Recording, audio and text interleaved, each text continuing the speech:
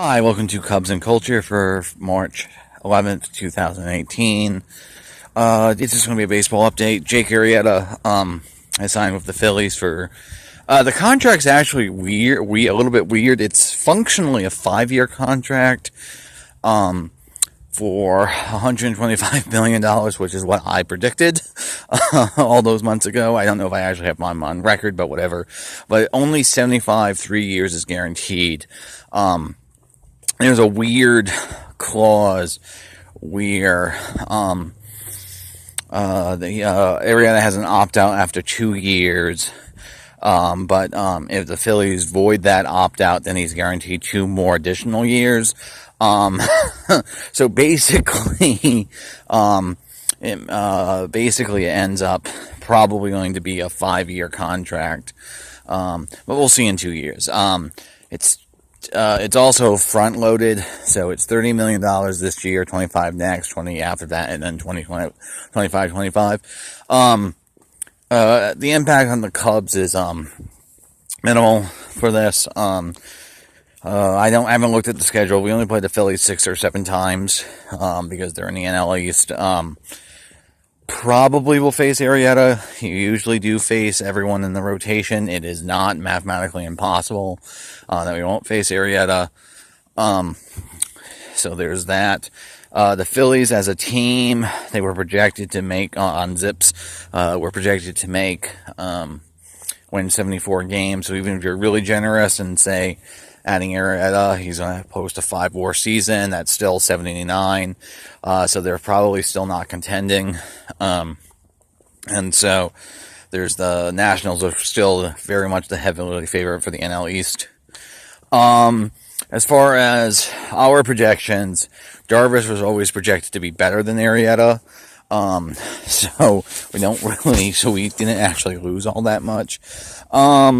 I'm not all that sad that Arrieta has gone away, for basically 2 reasons. Is one, in 2015, for that second half, 3-month stretch, basically from the All-Star break until his one start in the NLCS, he had one of the most, and then it also sort of continued in a little bit into the first half of the 2016 season. So for that 5 months, let's just be generous, he was in fact Bob Gibson-like.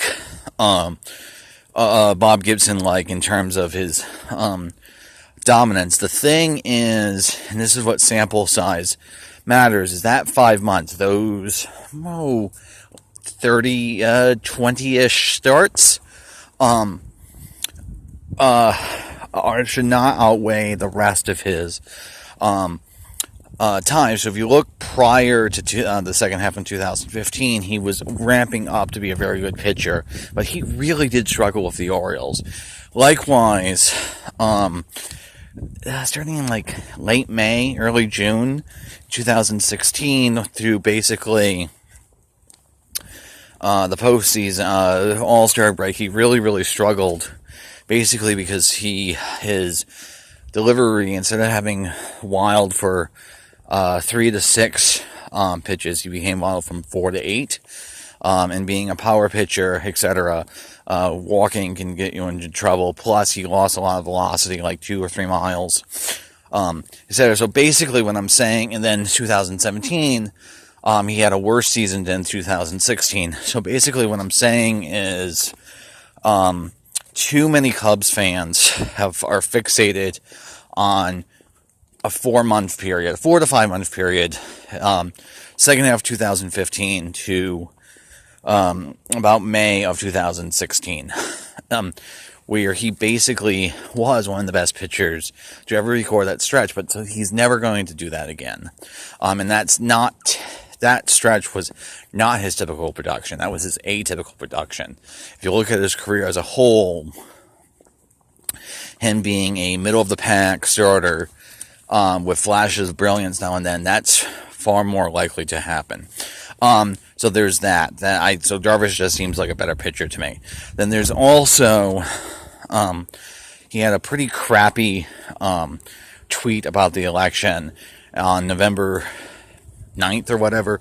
And so, like, he was probably not coming back, but that tweet where he basically told anti-Trump people to move out of the country rubbed me the wrong way, especially since he has Puerto Rican heritage. I think Latino heritage. I'm pretty sure Puerto Rican. Which kind of, like, there's that. So I'm perfectly fine if he goes away because of all those factors. So that's going to be it. Thanks, Jake, for the memory. Thanks for the 2 World Series wins. Good luck in Phillies, but I'm not going to miss you. See ya. Bye. Cubs and Culture out for March 11th.